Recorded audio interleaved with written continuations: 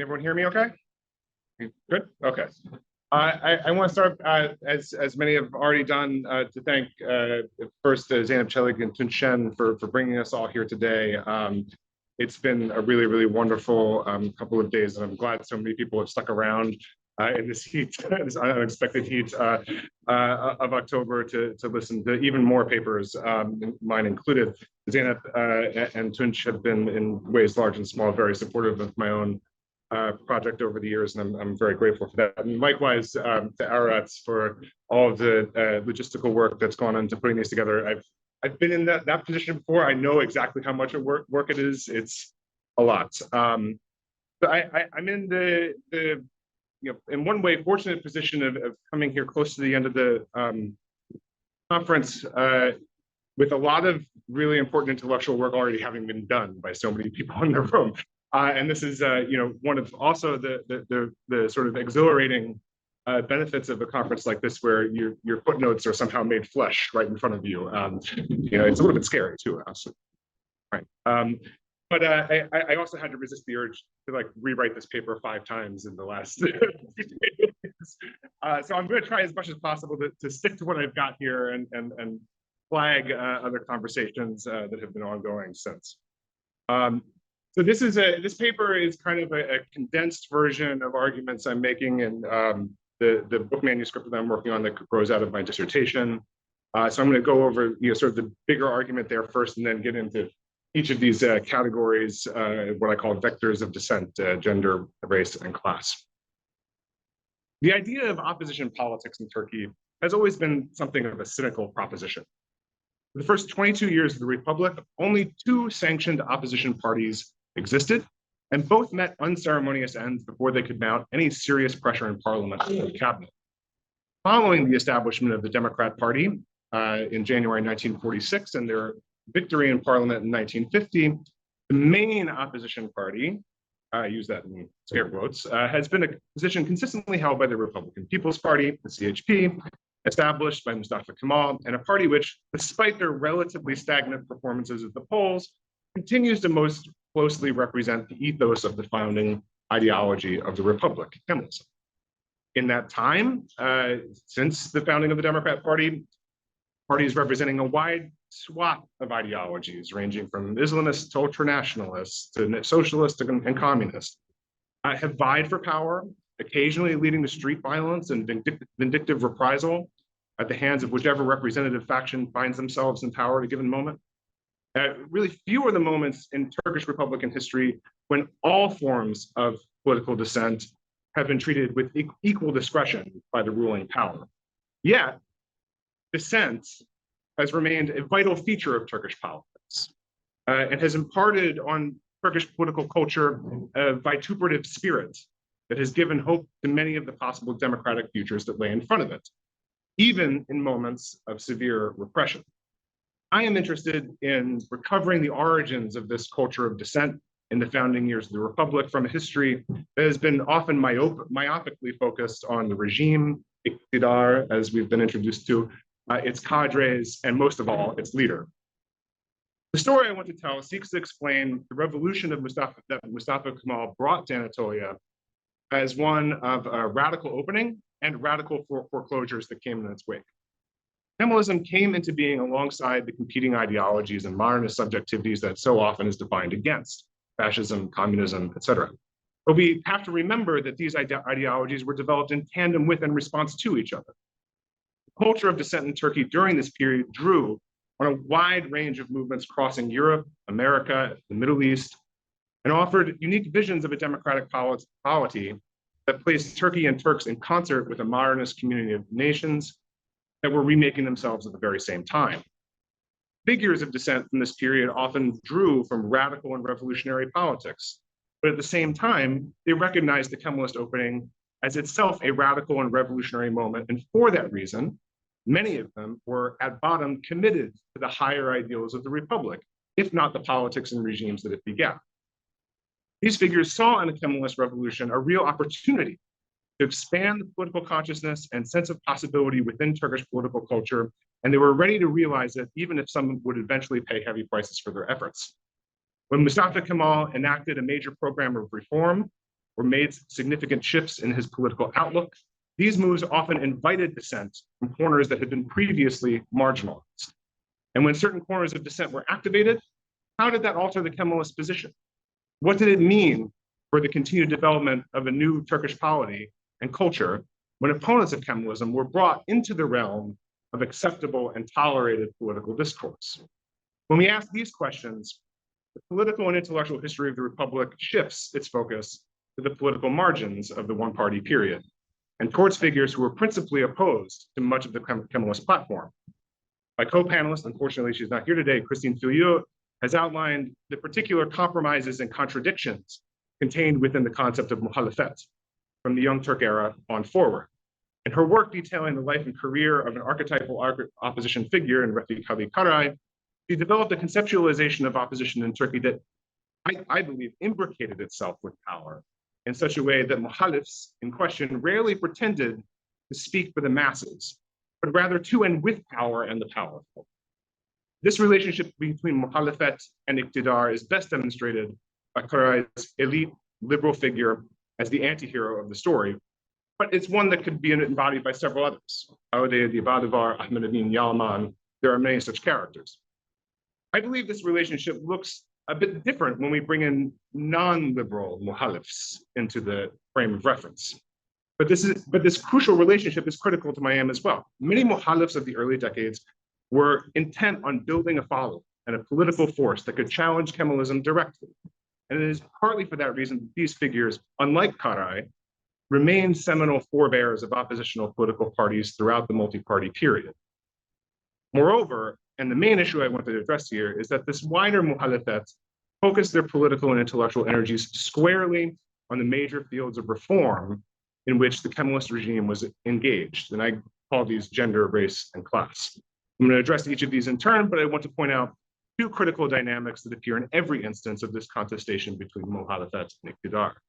First, it becomes clear that the socio-political ends of the Kemalist reform were themselves a product of this constant contestation, not merely or only a top-down project of the political elite. It's a conversation between power and muhalefet that produces the socio-political ends of these reforms in so many ways. Second, the position of the Kemalists in this contestation appears much more conservative, much more concerned with the potential backlash from reactionaries or irtija, a term I think that we need to have in this conversation between muhalefet and iqtidar much more prominently.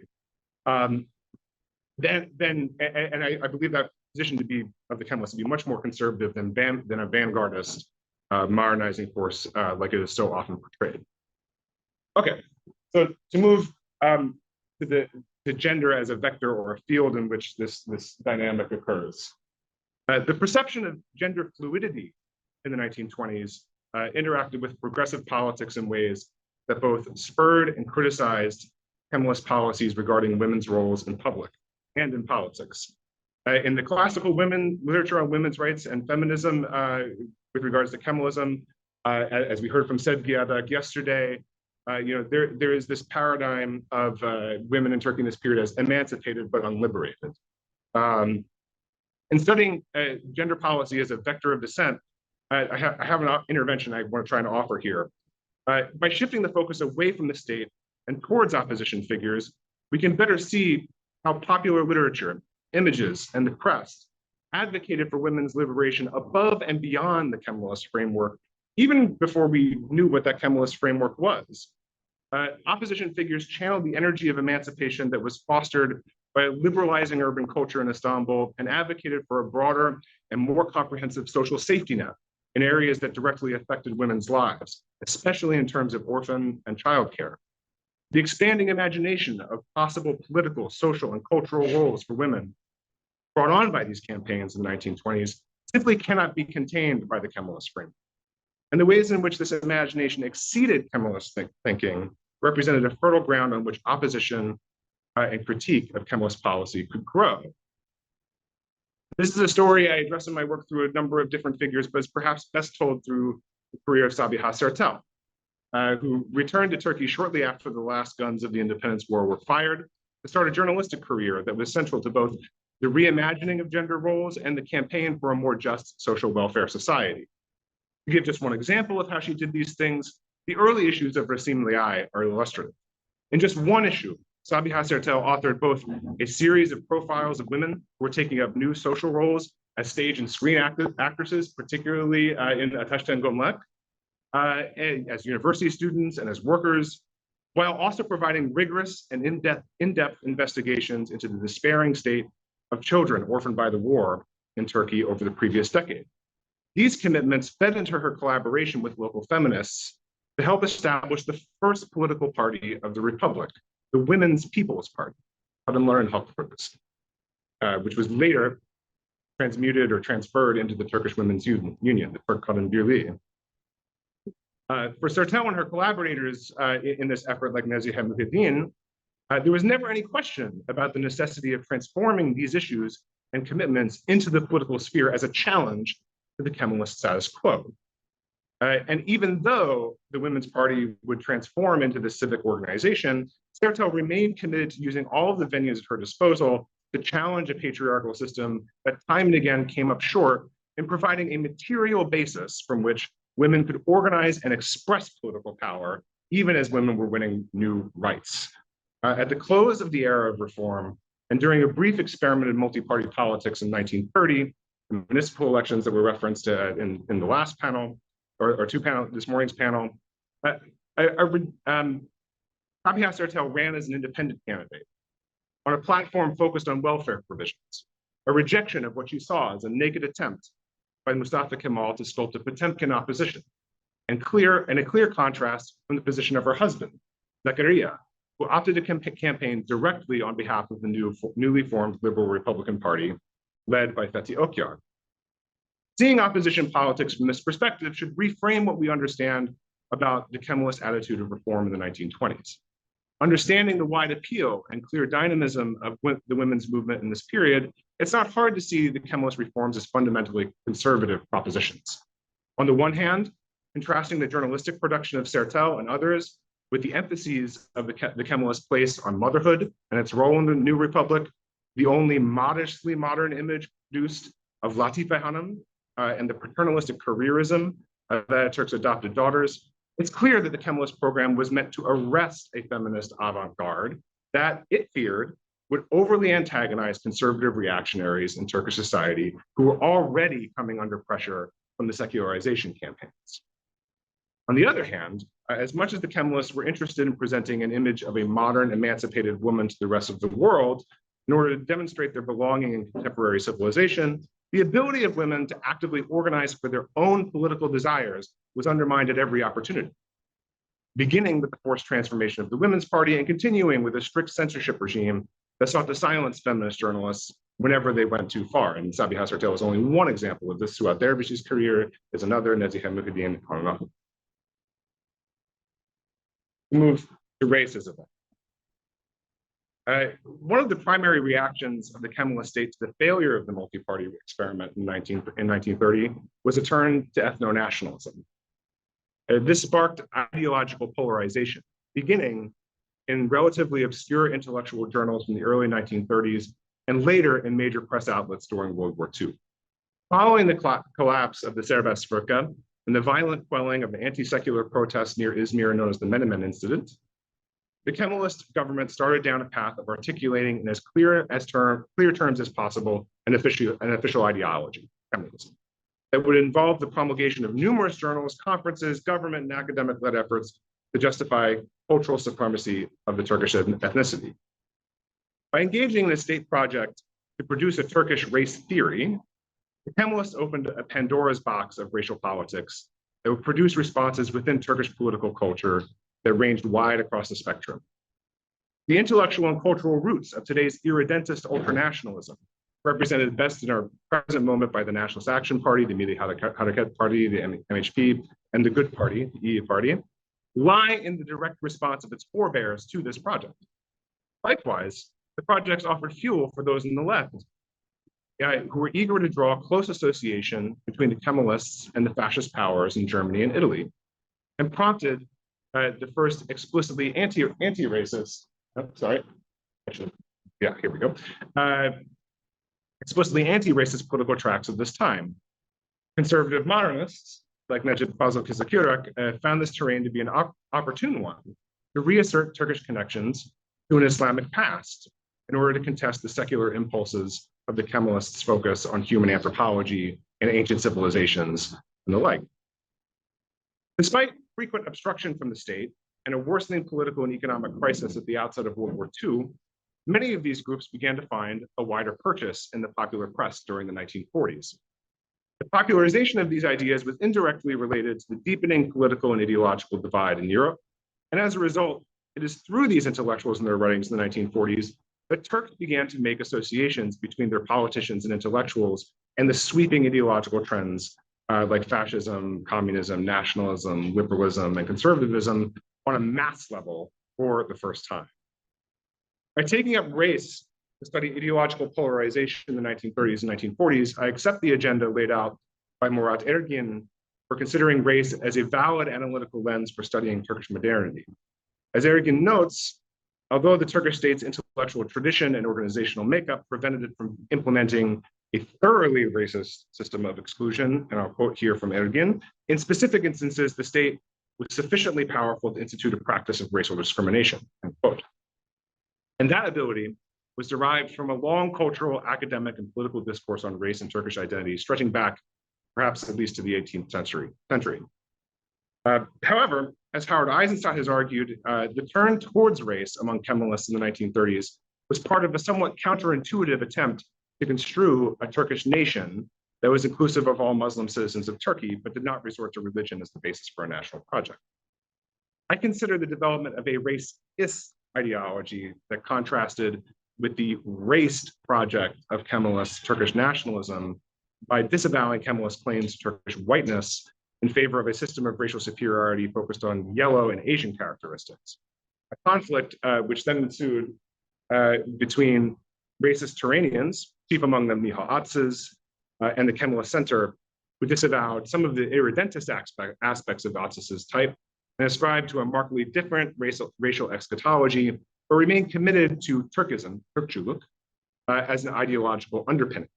This conflict first played out through stark criticism of the state-sponsored scholarly projects that developed the infamous Turkish historical thesis, the Sun language theory, and these were all launched by Atsız in his early journals like Aj.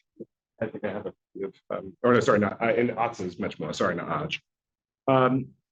And more publicly, these later expressed themselves in the climate of the end of World War II and the beginning of the Cold War through the prosecution of more than 50 individuals, including each of the major figures of the racist Turanian group on various propaganda charges between 1944 and 1947, which are collectively known as the trial of the racist Turanians, the Turancılık Davaları.